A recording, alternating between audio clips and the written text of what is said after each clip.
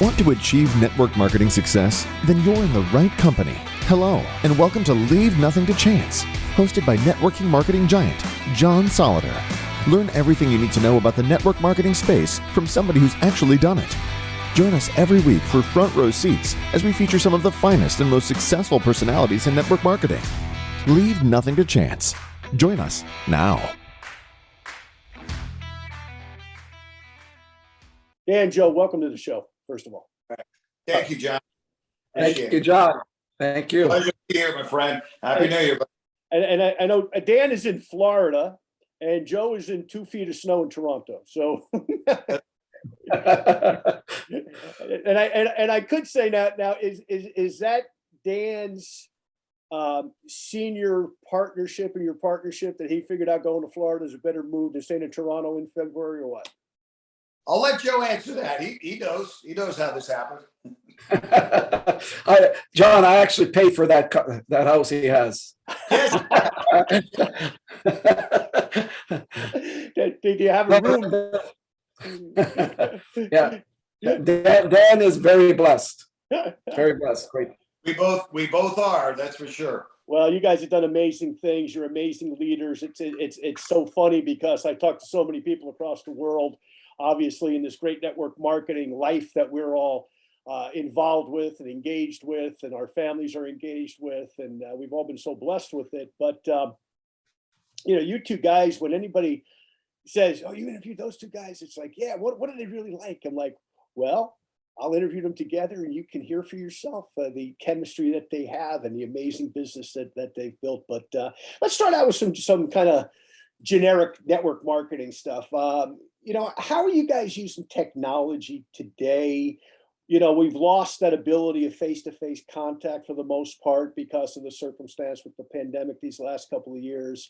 You guys have a business in, every conceivable place in the world that I could think of.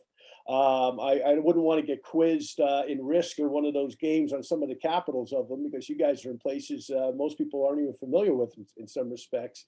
But how are you guys using technology to kind of stay in front of this circumstance and grow your business the way that you have? John, you know what? Maybe I'll just jump in on this one because Joe is the master when it comes to technology not just our relationship, but he is one of the very best I've seen inside and outside of this industry. Joe's going to forget more about technology than I'll ever know. And I learn every day from him about technology and just that world of it. But maybe, Joe, you just let me go on this, and then you can sort of wrap on it. And maybe with both of us sharing the story, it can maybe relate to just about everybody that's out there. For the person that is not as tech savvy, as a lot of the rest of the world is, and then someone who is pretty skilled with it, like Joe, and how it relates to our industry and how you're able to leverage from it and master it. I think probably the best maybe phrases or paraphrases of that would be leveraging from it. Because it is just an absolutely tremendous tool. And maybe in just kicking this off, John, is when I got started off in the industry, June of 1988, going on 34 years, technology certainly wasn't what it is today.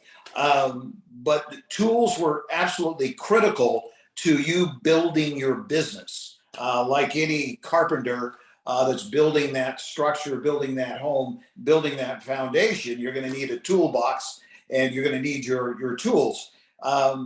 In terms of technology, back 34 years ago, certainly I'm dating myself. Well, I'm 66 now, but I was 32 and change when I got started up in the industry. The single biggest tool that we had back then was the telephone.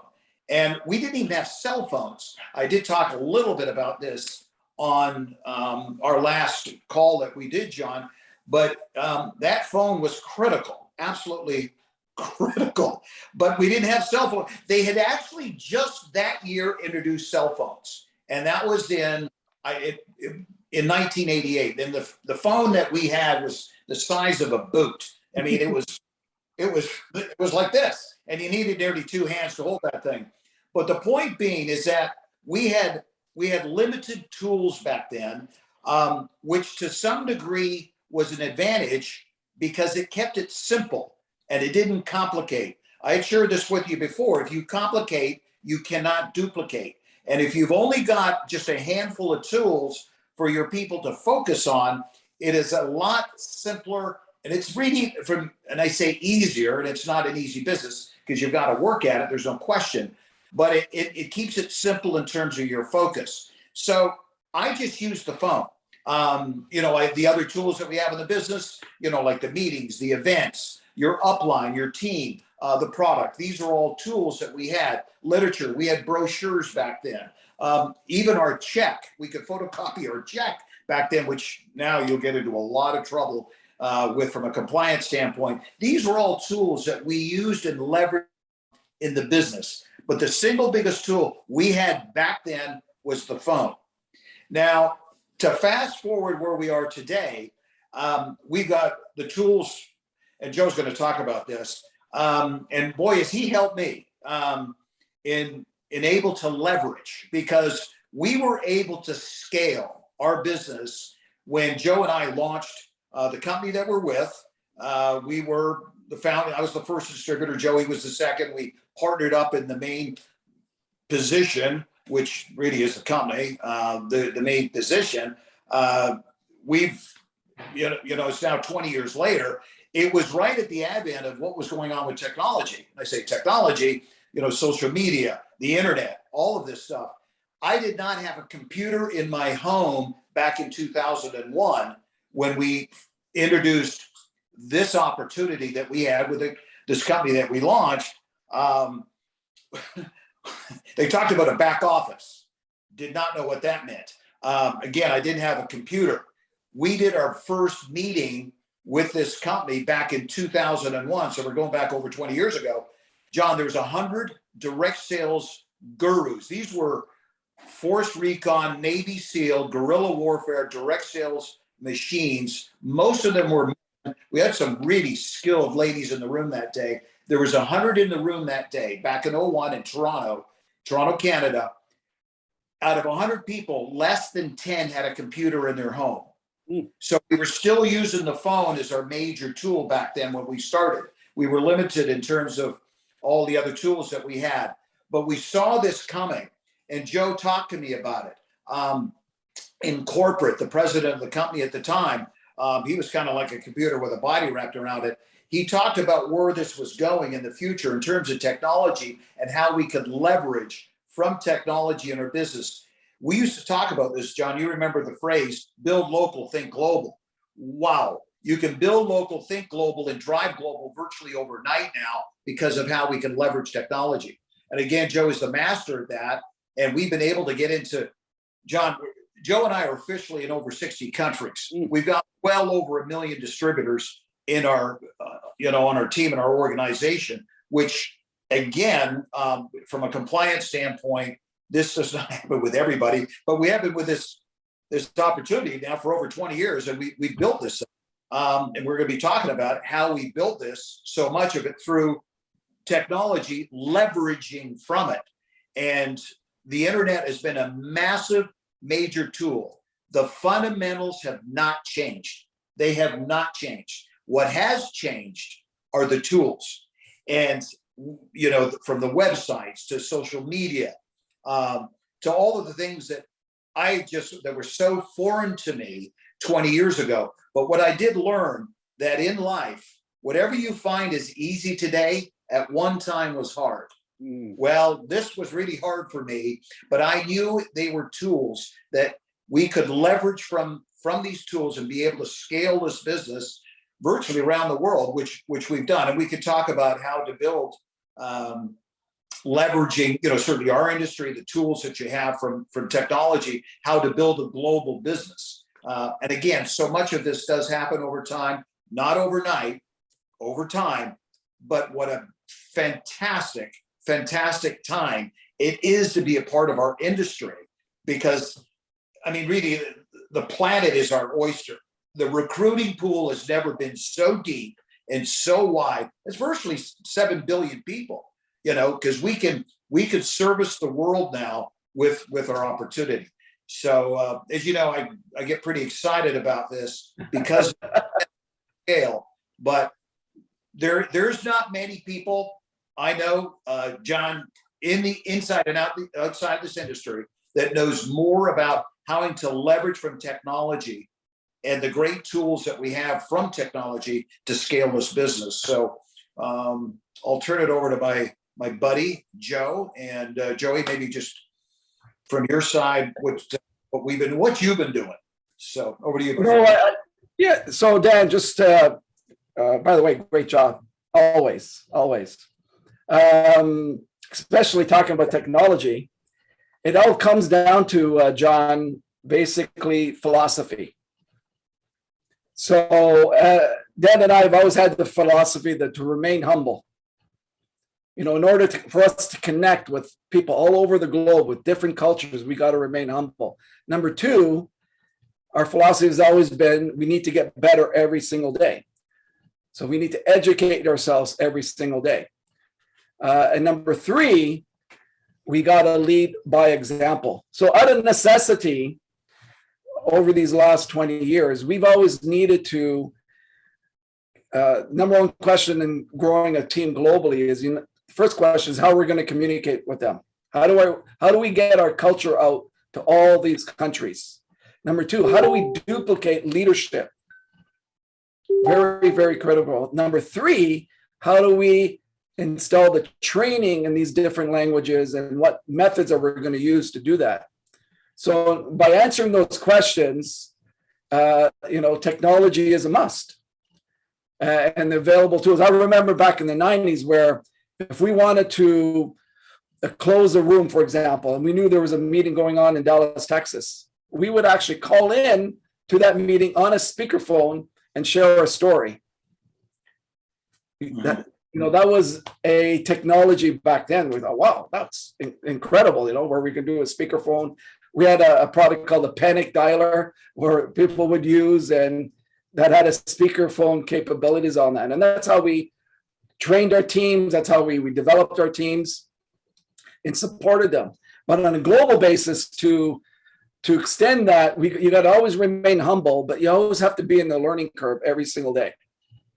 People tend to continue doing the things that made them successful 10 years ago or 15 years ago or 30 years ago. And, one of the great things I learned from Dan is Dan knew what he was really good at doing. And he focused on that area and continued to have success over and over and over again. Whereas what I was good at doing is I was able to become more of a jack of all trades, get into these areas. And that's how Dan and I have really supplemented each other in a very great way as a partnership. So I'm always looking at better ways to communicate. We're always looking at better ways to train our teams and expand our teams globally. And you got to use technology. And Dan uses the word leverage. And that's what technology does. It leverages us from taking our business to the next level. A good example of this, in the early days, in order for us to grow our teams globally, we had to go into these markets first. So we had to go in there and travel, which Dan and I have done a lot of that, and grow a team continue to go back into those markets. That still is a method of operation that we still like to implement. But now we can do less of that because of technology, and our leaders can do less of that because of technology. So let me ask you a different question. Because, we're in year 3 now of the pandemic, right? And, looks, as we speak, right? We're doing this a couple of weeks before it airs. Looks like maybe there's good news. Looks like it's slowing down different parts of the world. So hopefully that's good news. And hopefully that's going to be the case, because I know I speak for you guys and everybody listening. I think we all want this thing to be, an old story at some point, right? The sooner the better. But we don't know what's going to happen, right? But here's what we do know has happened. Because of this situation, people, in my opinion, have become focused on a lot of the wrong things. And what I mean by that is they'll get up in the morning and they'll turn on CNN or MSNBC or Fox or whatever in Canada, the Canadian Broadcast Network, or in the UK, the BBC, or wherever they happen to live. They'll turn on the local news and they're immediately fed what? Bad news. And they start their day with that filter of, things aren't going the way that they should be. Now, they have no control over that, obviously, right? Instead of starting their day maybe with self-development or prayer or exercise or deep breathing or any other activity. So here's my question. How have you guys helped to coach your people? Because I think the last couple of years, guys like yourselves that are super successful have had to become better personal coaches than business coaches. So how have you helped your people to focus on what they can control versus all the big picture stuff that none of us have any control over? John, maybe I'll jump in on this one again. And there's so much to share with that. That is such a great point, especially, for right now. Joe and I recognized this some time ago. And we kind of said this back and forth. We had some issues internationally with markets that we had in Eastern Europe, with Russia, the Ukraine, and Joe remembers this conversation. Stuff that was completely out of our hands. Some geopolitical things that were going on.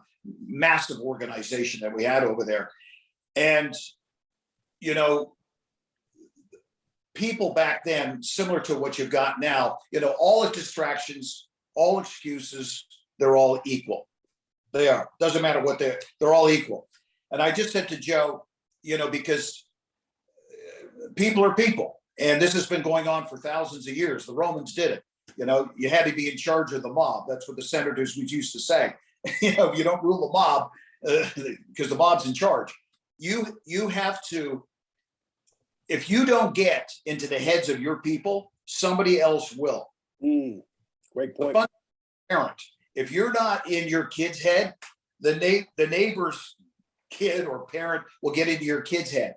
And it's up to you to control that and be in charge of that microphone to get to them. Today, we have better leverage today than we ever did before. So as leaders, I said, Joey, we need to get to our people. And if it needs to be daily, where we need to feed our people, there's a great book out there by Bob Chris, who's he wrote 2 books that I feel that are just classics for our industry. One is Raising the Giant. The other one is Feeding the Giant. And, Bob, dear friend of I think, well, you know who I'm talking about, John. For Joe and I, we've known him for over 25 years.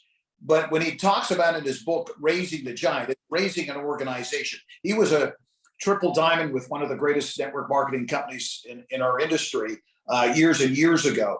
And he had learned so much, certainly through his successes, but he had learned even more through his failures. And we can all learn from that. But in the book, in talking about raising the giant, he talked about, you as a leader in this industry, wanting to become that leader, that ultimate ambassador, diamond, triple diamond within the ranks of your organization. But it's not so much getting there. What's even tougher is staying there and going beyond there. What do? Well, that came in the sequel, his second book, Feeding the Giant. And you need to feed your giant food. And if you're feeding your giant baby food, it will starve and die.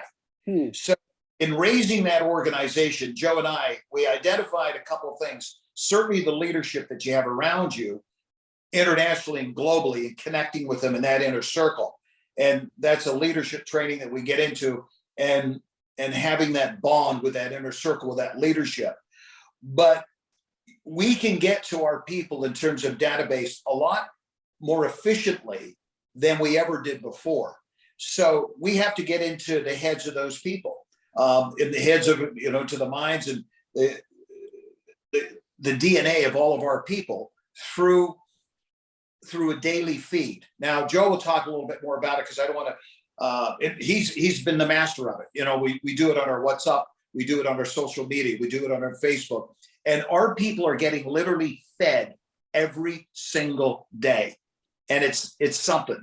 Joe's a master at it. He's an absolute master. One of the greatest students, if not the greatest student I know in the industry. And that's including my mentors, as my buddy Garcia here on our call. But he's incredible at it. And he has helped us with that, with our organization, in developing that culture. Because your culture is not developed overnight. It's developed over time. And it's what you're feeding your people every single day. You know, we've talked about this before. Joey talks about it on his trainings, and it's what you feed them. You have got to good in, good out, junk out. So you need to feed them a steady daily diet. If it's 5 minutes, 10 minutes, 15 minutes, you've got to feed them. It's like your child. It's like your body. It's like your spiritual mastery that you're trying to develop. Relationship with your spouse. If you're feeding your spouse negative stuff every day, what are you going to have? Not a good relationship. So, you know, it's life 101, really, when you think about it. But again, it goes back to your first question, John, and talking about, you know, what are we doing with the tools and the social media in terms of technology and how we leverage from it? You need to feed your people and have a steady diet of that every day. And Joe and I can go to our organizations from South America to Eastern Europe to India to Asia to all around the world in the over 60 countries that we have infrastructure in. And the organizations, and Joe knows exactly the one we're talking about because we got some big stuff that's going on. We got to make a big announcement in 2 days to them.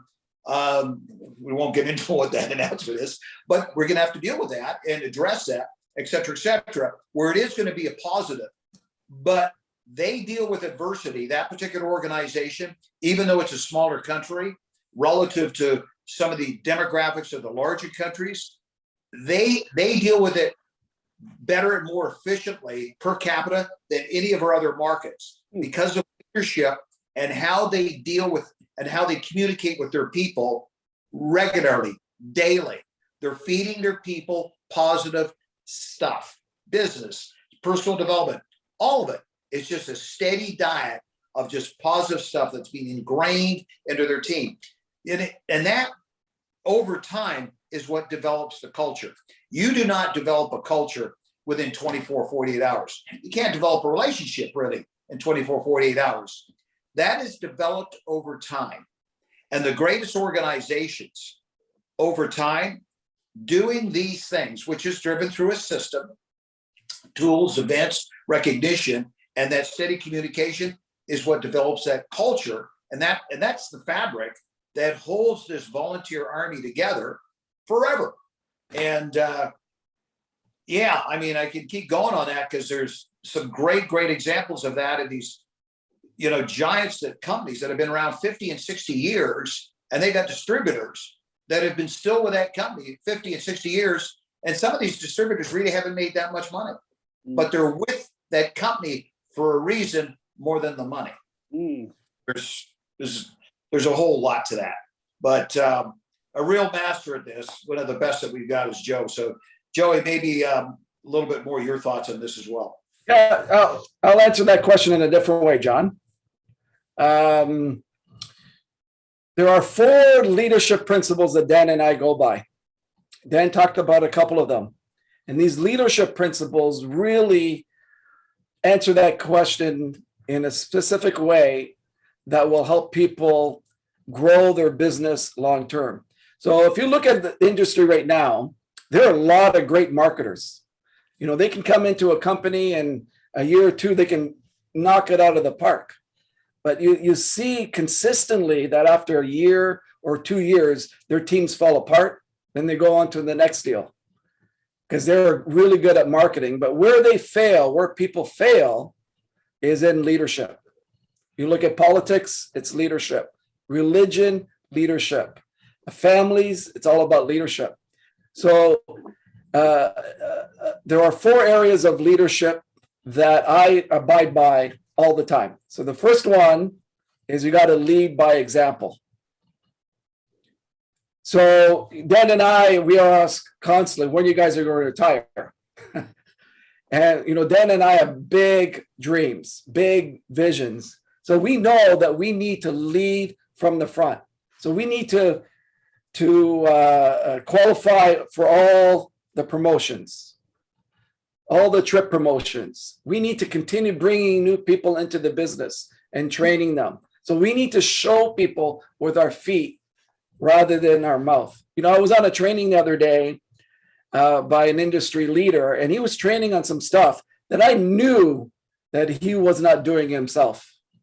You know, over time, you get to know people, and Dan has a saying that time will either reveal you or expose you, especially in leadership. Second rule that I have is you got to always follow through with your promises. Always follow through with your promises. So you can do something right for 10 years with an organization, with a team, and you break one promise, there goes the trust, there goes that team. Within months, within days, that organization will fall apart. I remember a number of years ago, Dan and I were in Hawaii, and one of our Russian leaders asked me to come to their city, Komsomolsk, Russia, which is in the far northeast corner of Russia. You think Canada's cold? That's minus 50 in their better days in the wintertime. So Nadezhda asked me to come, and I said, look, Nadezhda, why don't we do a promotion? If you hit the promotion, I will come. So we had the promotion where it was high enough where she's never been able to attain that kind of volume before. So she said, Joe, I can do it. You know, 120 days later, she gives me a call. I'm in Hawaii. And Joe, when are you coming? I go, what do you mean? We did the volume. When are you coming? So she wanted me to come in November of that year. So I'm looking online, working with my travel agents to get to Komsomolsk, and there's no flights going into Komsomolsk. The nearest airport was Khabarovsk. Komsomolsk, the airport closes in November because it gets too cold. No jets can fly into there. It gets too cold. So that meant I had to go to Korea, transfer from Korea to Khabarovsk, and then get on a 10-hour train ride to the north of Russia. So that would take me 40 hours travel time just to do a weekend event and training for them. So there was a part of me that said, Joe, you can't do it. It's going to be too tough on your body. It's a long way to go for 3 days. But because I made a promise, I had to go. And sure enough, I did. It was a brutal 10-hour train ride after flying first class. You know, I ordered a ticket, first class cabin on that train, that Russian train. And I walked in and there was 4 people in that first class cabin. I thought, what happened here? Is this the best they could do? Yeah, first class cabin was 4 people. Took 10 hours, minus 40-degree temperatures to get all the way there. And that was an incredible weekend that I had there. So I always follow through with your promises. So as leaders, we tend to want to share with people, and companies do this all the time, what they want to hear rather than the truth. And sometimes we make promises where we can't keep. And you got to always be careful with that, especially on a global market. It will kill your business. You can do something right for 10 years, make that one promise that you don't go through with it. That's it. You're in trouble. Third one, and this is where Dan has been the best at. I first met Dan June 23rd. It was my first meeting, 1993. And after Dan was one of the speakers of that Super Saturday, I'm sitting in the back of the room with my brother, and I saw that everyone gravitated to Dan. So what's this guy all about here? And I realized what Dan's secret sauce was after a little while, is that he made people feel good about themselves all the time. Like he was a master at that. So with me, I learned from the best in this area. So everyone that we speak to, everyone that, no matter what rank, what nationality, what background they have, We make them feel like they're the most special person in the world. That's why we return all phone calls, all messages, all text messaging platforms. Because if you allow one of those things to slip, it's like that seed that gets bigger and bigger and bigger, and it becomes out of control, and there goes your business. So attention to detail in that area. And again, Dan's the master in that area, making people feel special about themselves. That's what people want. They want to know that they're important. And that's how you maintain a long-term organization. And John, on that, that was excellent, Joe. And on that, and what you're talking about, at its core, over time, because you cannot touch, over 1 million distributors, et cetera, et cetera. You can't. But at its core, like any relationship that you have, is integrity. And your integrity, is got to be at the core of your brand that you build. And you can take years and years and years to build that brand, but you can lose that virtually in 10 minutes. Warren Buffett has said the same thing in a different way. But you can take years to build a business, but literally lose it in a few minutes by a poor decision, which is compromising your integrity. So, and that's the fourth leadership principle is integrity. And that is the most overused word outside of leader in the industry of network marketing. Everyone says it. I remember flying into seeing a seminar. Dan was there, and the owner of that company, the president of that company, in his 45-minute speech, must have shared the word integrity 100 times during that 45-minute speech. I turned to Dan and said, "Look, this guy has an issue with integrity." And sure enough, 30 days later, he was found embezzling funds from the company, and the board kicked him out of the company. So integrity is the most overused word, the most difficult in today's world to comply with, because there's so many pressures and extending the truth and exaggerating the truth. But integrity is critical. So to answer your question, John, go back to number one. Is Dan mentioned the word consistency, leading by example. So every single day, Dan and we're feeding our teams every single day. We don't take a day off and feeding our teams. We're constantly feeding our teams and our leadership around the globe, and we hit them with all platforms in technology. All platforms in technology. And it just takes 5 minutes, 10 minutes, to do that. But it's that consistency in that area is critical. So what will happen is the simple disciplines repeated over time. You say it over and over and over again. Success, repetition is a mother of skill. And that's all part of successful disciplines. And it's just that consistency. I'm the most, and Dan is too, the most consistent in these simple disciplines.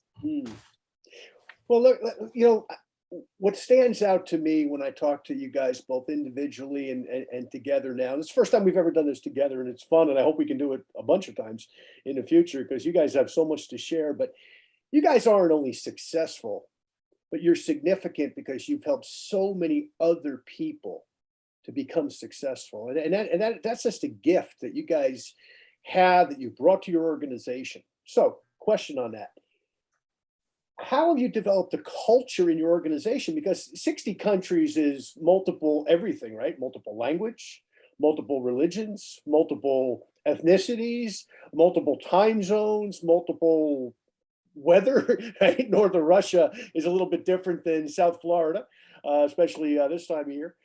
How have you, and I'll throw it out to either one of you, start, whoever wants to start, but how have you brought all that together to make everybody feel like we're part of this remarkable team of 1 million+ distributors around the world? how have you done that? What are some of the tools that you've done to make people feel like they're part of it, whether they're speaking Russian, whether they're Muslim, whether they're Christian, whether they're Jewish, whether they're Hindu, whether they're, whether they live in a cold place, a warm place? How have you brought all that together to make these folks feel like, hey, at the end of the day, we're part of this really important team? Yeah, maybe John, I'll start again on this one. Again, it's a great question. It's one that comes back, and when we have done, and we have done leadership training, and talking to organizations or leaders looking to develop their organizations over time. We're not too much different in terms of when you talk about scale, than what other companies have done in traditional business in terms of scale, and not even so much companies, but organizations, the military, take the Roman Catholic Church, and again, most corporations and most companies that work globally and internationally. For them to be successful over time, there's certainly some consistent characteristics that you'll have with those models, with those organizations around the world. And I'll address a few, because this is what we've done with ours. In us scaling our business, when I go back 34 years ago, to keep this, to use this as an example of how we scaled this, is to try and keep this as simple as I can in how we built this. 34 years ago, when I got started, if I sponsored someone or I had business outside of my area code, I thought I went to Mars. I was walking around beating my chest and all of this. And eventually, over time, your business does naturally start to scale. And I'll share with you how that will evolve, especially in today's world. At its core is a system. And for our industry, for someone that wants to scale their business, it is very important to be with a company that's, and there's actually two ways that you can build your international business, your global business. And, and how do you go into that market to build market? This, by the way, we can really talk about this, because this is what Joe and I love doing over the last 20 years, as we've really scaled, in 15 years and 10 in particular. But in building a system in our industry, the system will evolve around three things. At its core, the system will evolve around three things: tools, events, and recognition. Those are the three pillars to the core of your system. And you'll have your tools. Make sure that the company, or you as a leader of your organization, that your teams have got tools to build with. You want to have a recognition program that they're driving in terms of their IRP. Ours is called an IRP, International Recognition Program. So there has to be a recognition program that your people can drive towards. So they got tools to build their business, they got a recognition program, and they've also got events. And in driving your events, you'll have global events, annual events, semi-annual events, quarterly events, and monthly events. So all in our leadership training, when we go into a market, if someone wants to build that particular market, they've got to build around that system and that model of events. We get on the same page with corporate. Joe and I regularly communicating with corporate, because they're putting their corporate events together. And if they're going to be annual, and they're going to be semi-annual, and they're going to do quarterly events, and we dovetail and finesse around those quarterly events that we've got, and semi-annual events and annual events that we've got, what we have globally. Yeah, it takes work, but it's actually fairly simple when it comes down to, if you have your system, the system is at the core, okay? So you got the system, and you have tools, events, and recognition. And knowing that the events have got to be annual, semi-annual, quarterly, and monthly and weekly, it's kind of weekly meetings. It's pretty straightforward and how we build that. There's two things that it doesn't matter where you are in the world. There's two things. People got to want to love your products, no matter where you go. In our business, no matter where we go, doesn't matter what country, it's pretty simple for Joe and I. As we drive our business, everyone's going to love our products. Number two, no matter what country, what market you go to, everyone wants a better way of life. And that's at the core of what we talk about all day long. We're talking about our products. We're talking about our opportunity. We're talking about our opportunity. We're talking about our products. So for people that are listening to this call, your products or your service in your company and your opportunity, you want to have that as global. You know, if you want to have it on a global scale. If you've got a product or a service that only work, you know, for your country, well, I don't know if you're going to be able to scale globally. And I don't know if you'll be able to scale from an opportunity standpoint. So when we started our company back 20 years ago in our opportunity, the product that we initially started with had global appeal. So when you're building a global business, make sure that your product, if that's beginning with the end in mind, and you want to build a global business, make sure your product has global appeal. Your opportunity, well, for the most part, it should have global appeal.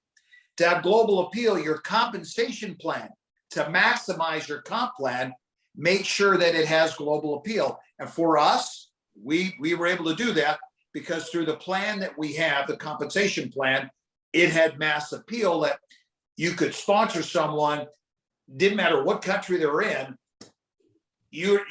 that person could sponsor someone in another country who could sponsor someone in another country, sponsor someone in another country, and they were all connected through technology, through our model and our system, and they got paid seamlessly around the world. So that's from a global standpoint.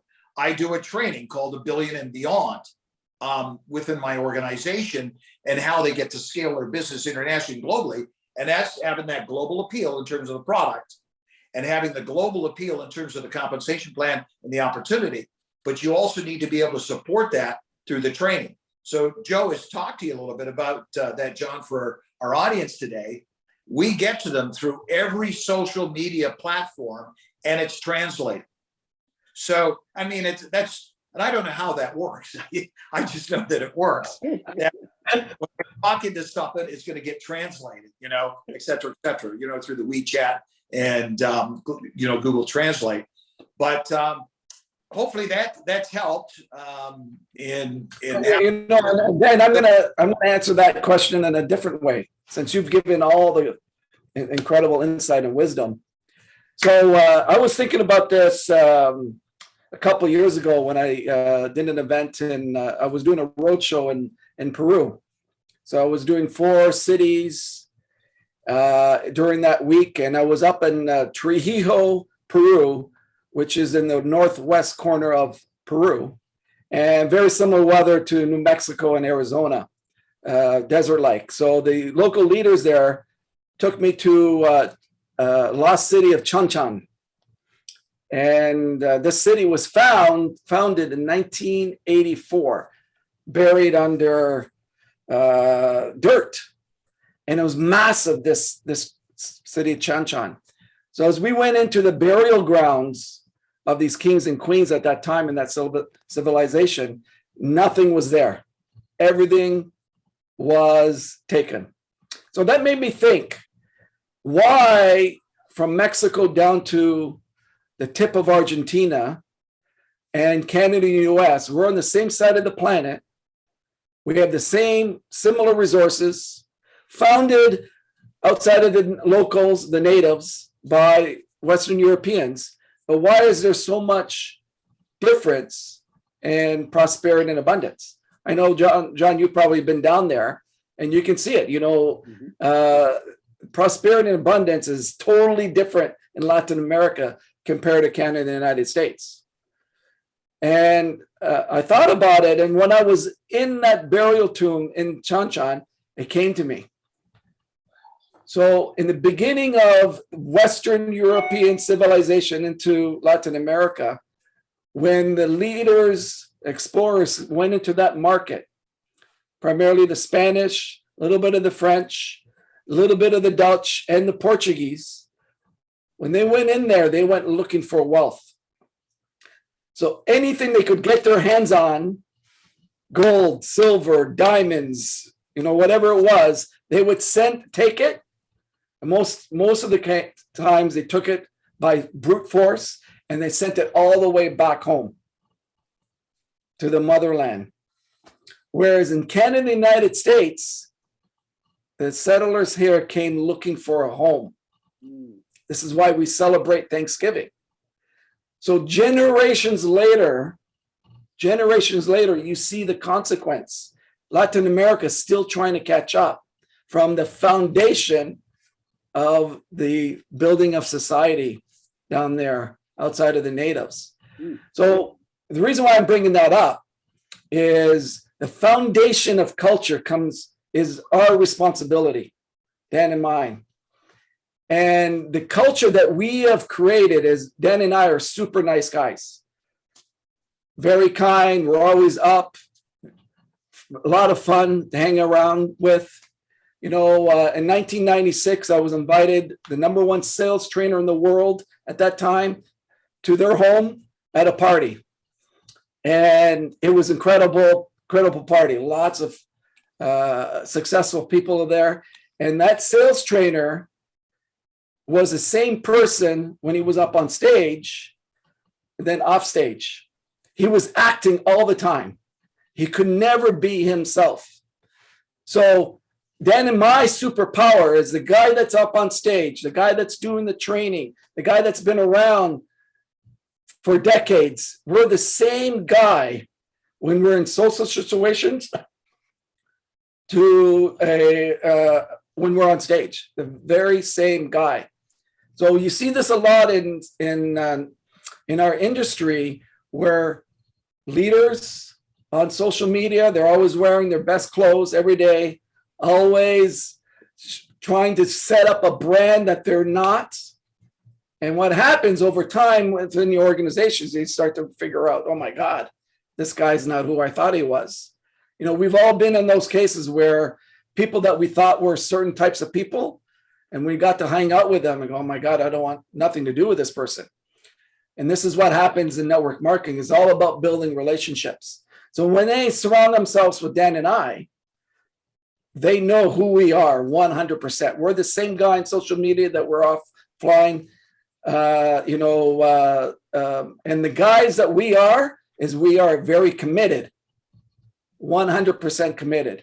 We're the Leonardo DiCaprio on that Titanic, telling everybody that ship is not coming down.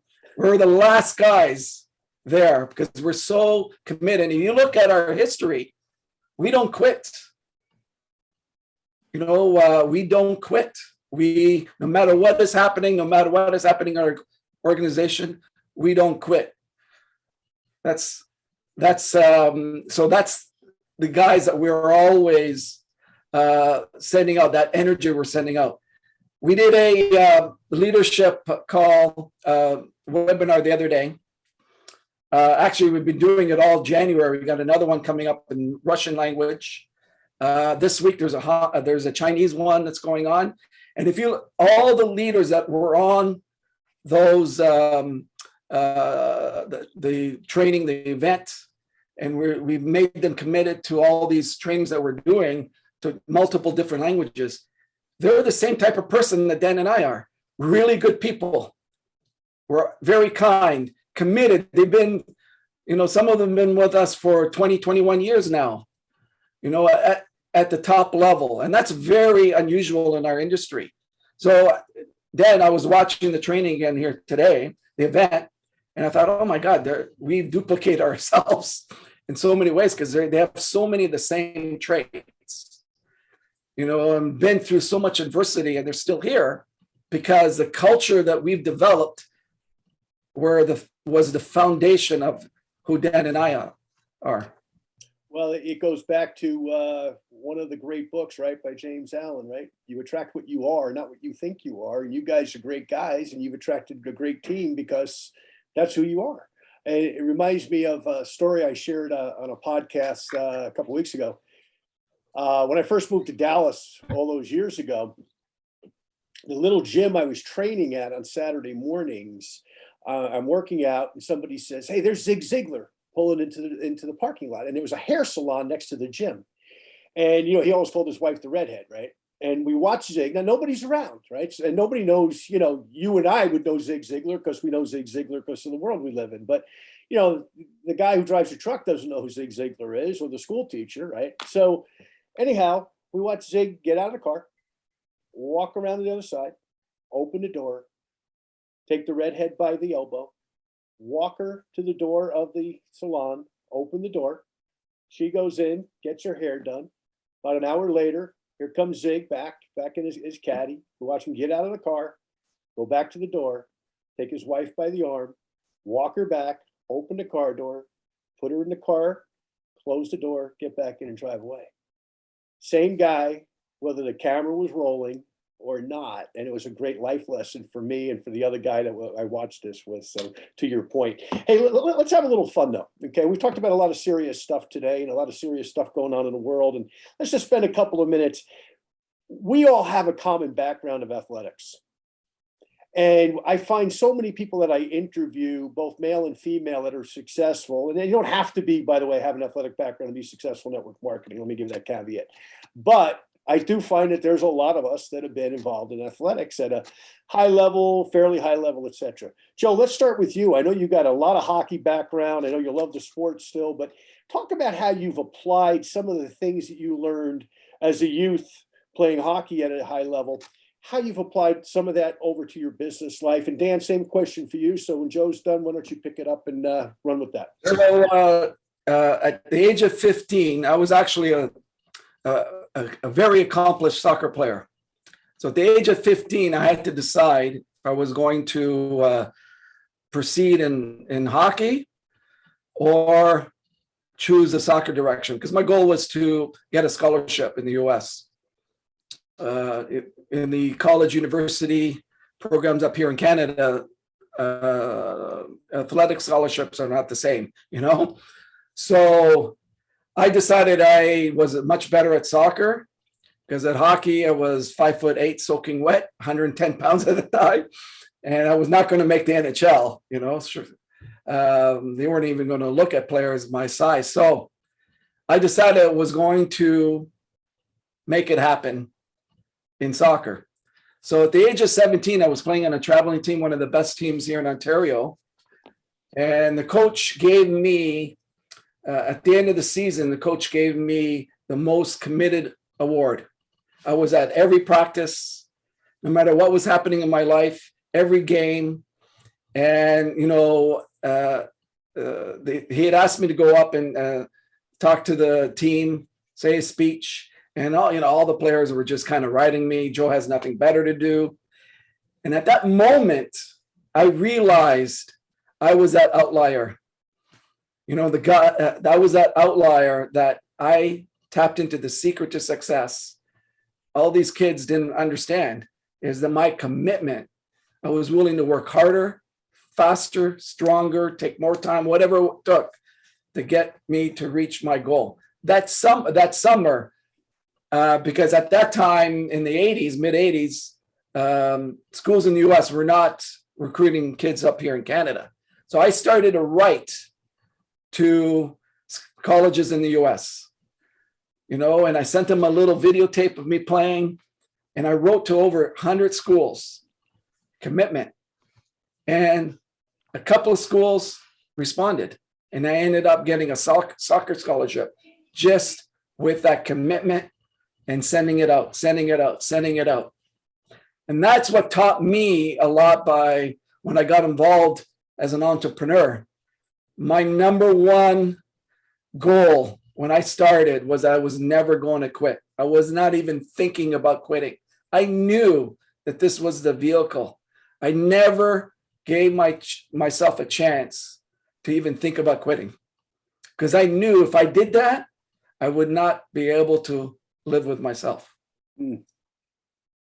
So that's what athletics taught me at the age of 17. And that experience and how I took my personality and took it to the next level by just creating action. And I was able to manifest. So it taught me a lot. And how about teamwork? Yes, teamwork. Well, playing in a sport that involves teamwork is with the different relationships.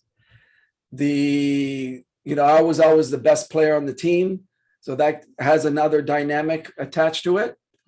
But remaining humble and letting other players excel was something I really enjoyed doing even as a kid. And that's what network marketing is all about. Dan and I no longer need to lead from the front because we put our team on the front.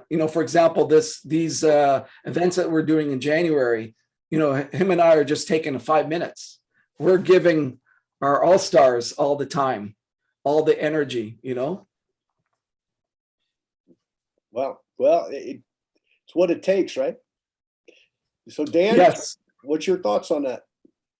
Yeah, there's so much, and actually, I learned a little bit from Joe. I heard some stuff from Joe today that I had not heard before. And I remember we've been together over 28 years. So we hear a lot of the same stories, over and over again that we love hearing. That's for sure. Dan, do you remember that time? Sorry to interrupt, but you remember that time we're in Asia? We're gone for about a month, and away from our wives, and you turned to me up on stage, Joe. I miss my wife. While I'm talking, he's whispering in my ear. And now Dan is talking. I said, well, Dan, I miss my wife too. And then Dan turned to me and said, Joe, you're looking pretty good to me right now. So, we like to have fun, but Dan loves to have fun. So that's one of the stories going back that I have a lot of. Yeah, he did not look that good.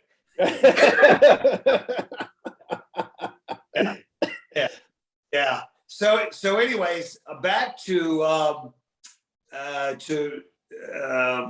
the comment that you were talking about with Zig and that little piece. I've heard that story before, and that resonated with me. I heard that story, and John, I may have heard that story from you, or indirectly. I'd heard that story before, but that story really relates to this, and it really is a law. What you practice in private, you're rewarded for in public. What you practice in private, you're rewarded for in public. And it's a little bit to Joe's point in what we do in terms of our organization and our leadership and our team, is they get to know who we are off stage. And I remember in the very beginning, when I got started off in this industry, your mentors and your coaches and the guys that you're listening to and the ladies that you're listening to, you just couldn't wait to meet them. And boy, were you disappointed if they weren't what, you thought they were, or, they weren't walking their talk, et cetera, et cetera. So all of that, coming back to what Joe's point again, and in terms of you being that person, integrity, being a good person. And, it really does, I believe, bring out the best over time. As Joe had said earlier, time will expose you or promote you. And really over time, the best will continue to not just survive, but thrive here. And to kind of your, we're just talking about with sports. I'm from Toronto. I was born in Toronto. I grew up overseas to some degree in my early years. I lived in Africa for 5 years, but really just as a young man growing up, I grew up in Canada. So those three sports, and get to a sports kind of message that I got, John, we're talking about this offline just before we went live. We started recording some of this stuff, and just some nuggets, some stuff that I got through the experience that I got from sports that I've been able to relate and use as a reference to to our business and what we do in our industry. I played three sports that I was really passionate about. Hockey was number one, and I played minor hockey. I played, as they'd say, the top level at AAA. I played junior, and I played college hockey. A lot of guys that I played with went on to play in the NHL. Best friend played with the Buffalo Sabres. John Tonelli, you're one of your heroes, John, I think, with the Islanders. I remember him getting the winning goal in the All-Ontario Championships back when I was 12 years old. So a lot of NHL players that I played against, and over the years, I played high school and college football, played quarterback, played free safety, played both ways. I played basketball. So I played high school and college basketball. And all of those teams that I had played with, some of them better than others, and I say better, just, some of those teams that won championships, there was something that was a constant there was one constant that was with every one of those championship teams that I played on. I played on one that won the provincial championships as a young guy. And, when I was playing hockey, when we won the provincial championships. And I'd say the one constant was this, is that similar to our industry, there was three things that were taught to me 34 years ago when I got involved in the industry that were in the book by Vince Lombardi that I read years and years and years ago when I first got started off in the industry. Vince Lombardi said, one of the arguably greatest coaches in NFL history and football history in the United States, talked about the key to having a successful team that's going to win that championship. He said three things. Number one was you need to teach the basics. You need to teach the basics of the business, of the game of football. And Lombardi held up a football. I remember that was in a movie about Lombardi, and he held up that football in the change room when he was talking to the players of the team. It is just very basic. The fundamentals of the sport, it's the same thing, the fundamentals of our business. When we teach our business, we talk about the fundamentals of our business. We share the product, share the opportunity, promote the events. But Lombardi said the second thing to have a successful team that's going to win that championship is the disciplines. And it's those disciplines of the fundamentals, repeating those disciplines and those good habits that you develop over and over again. Joe had talked about this earlier. Simple disciplines repeated over time is success. A simple error in judgment repeated over time is failure. So it's instilling those disciplines of the fundamentals, mastering the basics over a consistent period of time will lead you towards success. That was taught to me in the first few months of the business. Mastering the basics over a consistent period of time. But Lombardi said, if you don't have number three, 1 and 2 don't matter, and you'll never, ever win that championship. And that number three was team spirit. We're talking about the team and the teammanship or your organization. It comes back to our business. And I've heard it from my mentors in those early days: burning desire, willingness to work, and being teachable. But that hunger and that burning desire, that team spirit is absolutely critical. So when Joey talks about the fun that we have in our business, when we get away, we have a lot of fun, but we get it done. Lighten up and your sales will brighten up. And you want to have, and I'm telling you, if you want to have a lot of fun, go away on a trip with Garcia. More than Joe. Joey's got Portuguese in it. Well, Joe is Portuguese, but he's definitely got Latin in him. One of the last big events that he did in Peru, the place went absolutely ballistic. Joey's a global ambassador. He's the top distributor, in our organization. But there he is in Peru, and down there in Peru, when you get into Latin America, they love to cha-cha-cha. They just love their fun. It is like when you go to Brazil, you have all of this fun. What is that big event that they hold in Brazil once a year? It's the Carnival. The which? Carnival, isn't it? The carnival. Yeah. Carnival atmosphere when Garcia is on stage. And, he'll be doing his 3-hour training. but every 20 minutes, he breaks into some Latin dancing and the place goes nuts. And they're all standing around it. You got to see the videos of this and the pictures of it. But it is all part of the culture. It's all part of the joy. And they can say, you know, most people achieve to be happy. Well, Garcia goes out there and he happily achieves. And he sets that standard and that example down there. It's a perfect example when we go down there of how we just have so much fun and so much joy in the business is by watching Joe do a training. It's a ball. It's a blast. It's a lot of fun. Well, I hope I get to see that at some point. Oh, video. We get that one fits with compliance with the FTC. Not a problem. So let me ask you guys. And Dancing with Stars has not called me yet. I'm disappointed. So they couldn't pay him enough. So let me make a point here, and I don't know the answer to this question, but I got to ask you guys this. So you're in 60 plus countries, which means that's probably conservatively, I would say 20, 25 languages. And I want to make a point because we have a lot of people listen that we know of. What we know of, okay, and not to mention dialects. I know you get into some of these countries. I know just when I was in India years ago, how many dialects there are per state in India, big country. But to that point, so you guys have a business in 60 plus markets, 1.5 million distributors conservatively around the world. How many languages do you speak, Dan, besides English? Me? I speak 3 languages, John: English, Canadian, and American. Okay. And Joe?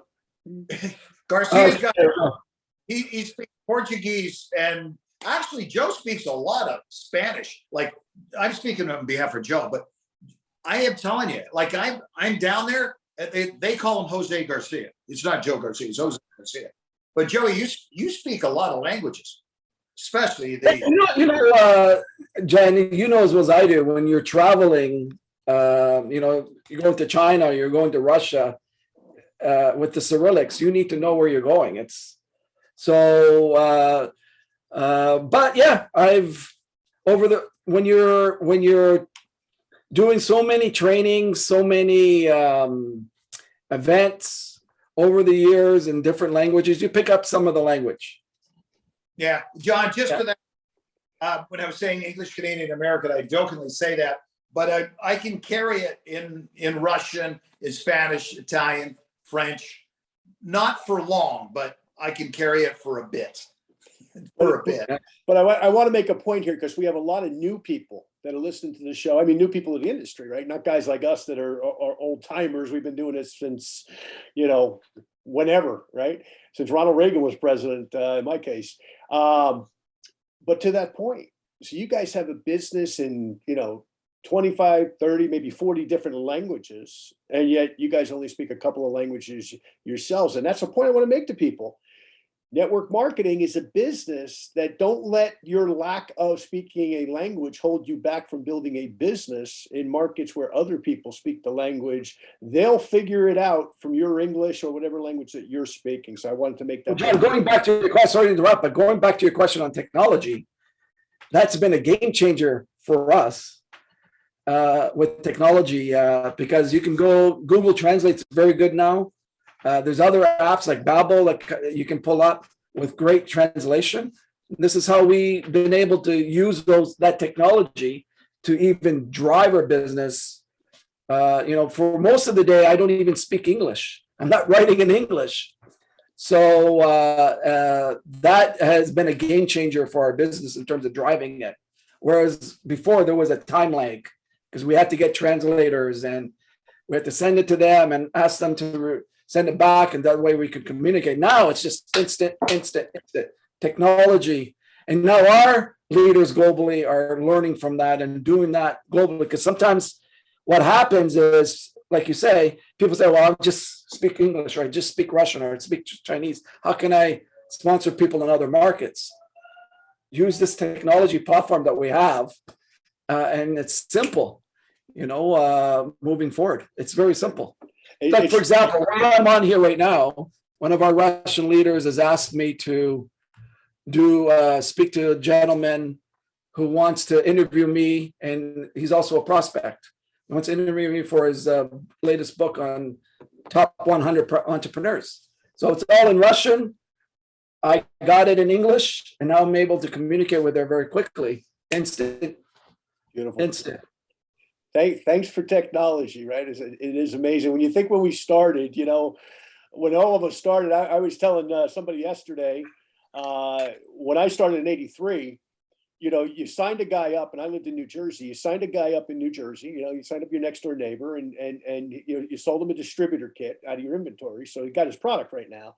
But then you took that application and you mailed it to Los Angeles, and you hoped there was somebody really there at the home office that then took that application and put it in. And, nowadays it's like you pick up your phone to ding, the person's in the business, and, their credit card and the product's out the door. It's changed so much.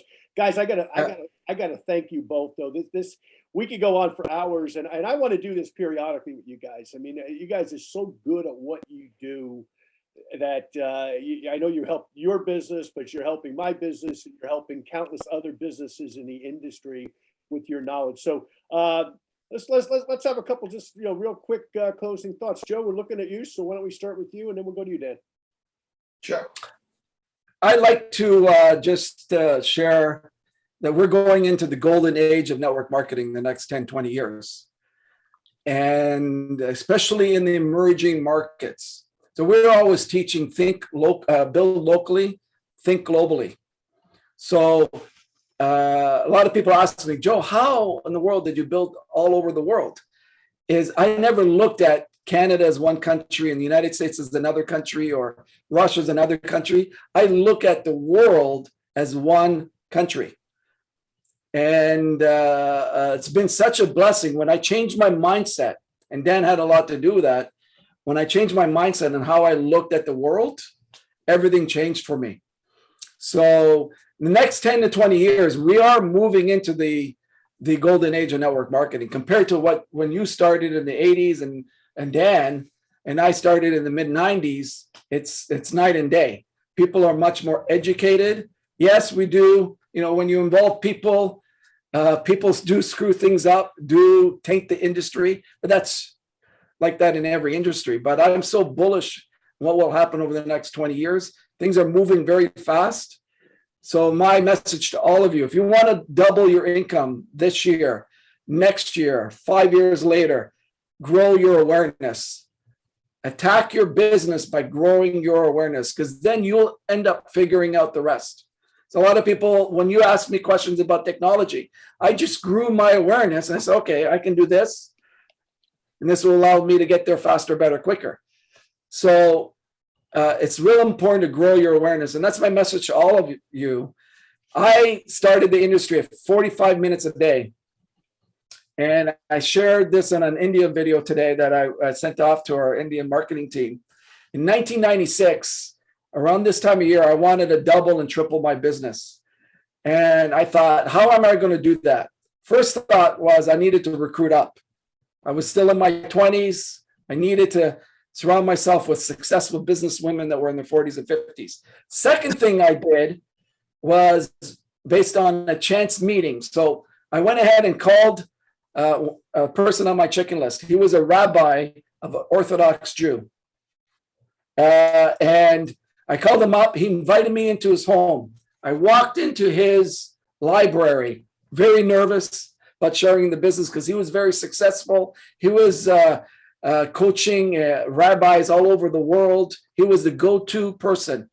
So as I walked into this library, you should have seen the massive amount of books that he had, religious texts that were 1,000 years old, 2,000 years old and more. I was just overwhelmed. And one of the messages that he gave me that day, he said, Joe, look, at all these books, I've read them at least once and I continue to read them because I need to stay on top of my game. I need to grow my awareness. And that's when I clicked in. I was, okay, if I should go up to an hour a day. If I'm half as good as this person, I'm going to have a great life. So I started working on myself a minimum of an hour a day, every single day, and I haven't missed a day. So as I grew my awareness, I was able to figure out things. Amazing. It'll come to you. So that's my message to all of you that are listening today. Happy New Year, everyone. Great. Thanks, Joe. Dan? Yeah, John, and for everyone, when I got started in this industry 34 years ago, as I shared in our last talk that we had, I was not dealing from a position of strength when I got started off in the industry. I was broke at the time, living with my parents on government assistance. My wife had left me. I was going through a divorce. I'd been in the hospital for 2 months with a thing called colitis and Crohn's disease. I was at the lowest point of my life. And it was hard for me at that time to think beyond just the cloud, the dark cloud that I was in. But I was so fortunate that I was breaking the cloud. And that break in the cloud back in 1988, in those dark clouds, and that sunlight that came through, that shone through, was this industry, and was an opportunity. And in that opportunity, within the industry, there was a mentor, and there was more than one over time, but there was one that I connected with initially. But all of this started with a thought. Every great achievement starts with a thought, with that first initial thought. And that thought will evolve and grow into a goal, into a dream, and ultimately a vision, and a vision of what do you want for yourself, your family, your children, your community. What is your vision? And I've always believed this, is that if the vision is clear, the work will be easy. If the vision isn't clear, the work will be pretty hard. So you want to be crystal clear on your thought, your vision of what you want for your team, your organization, your family, all of it. Be very, very, very clear on that. They talk about depth of vision. True depth of vision is not just seeing a tree on just with that little seed in that acorn, but being able to see the forest.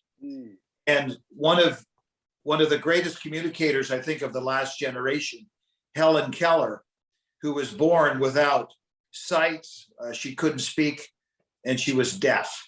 Those three things, can you believe it? She became one of the greatest communicators probably in American history. And she was asked one time, is there anything worse in life than life without sight? And she replied, sight without vision. So in your quest, for all the people that are listening to this podcast, be really crystal clear on what you want and where you're going. Be crystal clear. Because if it's clear, if it's 5K HD clear, the road will be that much easier. If it isn't clear, think about any road that you're going, especially in Canada right now, where there are weather conditions. You don't have those wipers on, that ride will be that much tougher. But be very, very clear on what you want and where you're going. Back to you, Johnny. Wow, great message. Both of you guys are gentlemen and scholars and leaders. And, listening to you guys, it's no wonder the success that you've had and the success that you've brought to other people, not only on this continent, but throughout the world. So once again, Joe, Dan, thank you so much, gentlemen.